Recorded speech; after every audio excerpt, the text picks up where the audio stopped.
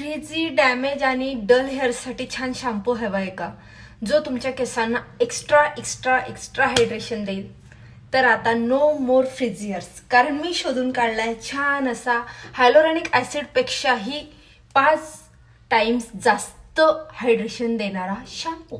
आणि त्या शॅम्पूचं नाव आहे ट्रेसेमी हायड्रा मॅट्रिक्स, जो पॉलीग्लुटॅमिक ऍसिडमुळे 5 टाइम्स जास्त म्हणजे 5 टाइम्स ज्यादा हाइड्रेशन देता है आपके हेयर्स को, ऐसा इनका दावा है. और बहुत सर्च कर करके मैंने इसे ढूंढ के निकाला है. बहुत ज्यादा बढ़िया है. सॉरी, खूप छान शॅम्पू आहे, खरंच सांगते.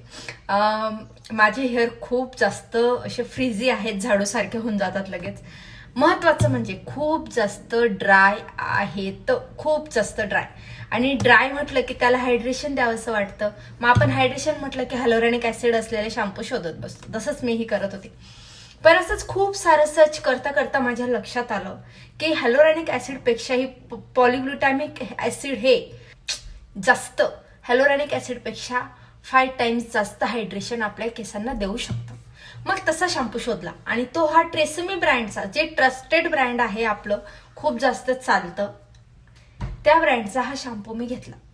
याचा यूज 2-3 टाइम केलाय मी. छान वाटला मला, मस्त मस्त वाटला. सो म्हणून आता तुमच्यासोबत शेअर करते फायनली. तर छान वाटतं, म्हणजे केस एकदम असे अचानकच तुमची ड्राय पासून अशी नरम नाही होऊन जाणार, पण खूप सॉफ्टनेस जाणवतो केसांमध्ये हात घातल्यावर. असं जो ड्रायनेस आणि रफनेस असतो ना, तो कमी वाटतो जरा. आणि छान असे मॅनेजेबल पण वाटतात थोडेफार केस. फ्रीझीनेस तर माझ्यासोबत जसं काही आता चिपकूनच बसलाय केसांना माझ्या. आधी तर नव्हता, पण आता खूप झालाय. पण आता बऱ्यापैकी थोडंसं मी काही गोष्टींचं रुटीन फॉलो करून त्याला नीट केलाय. तुम्ही पण करू शकता.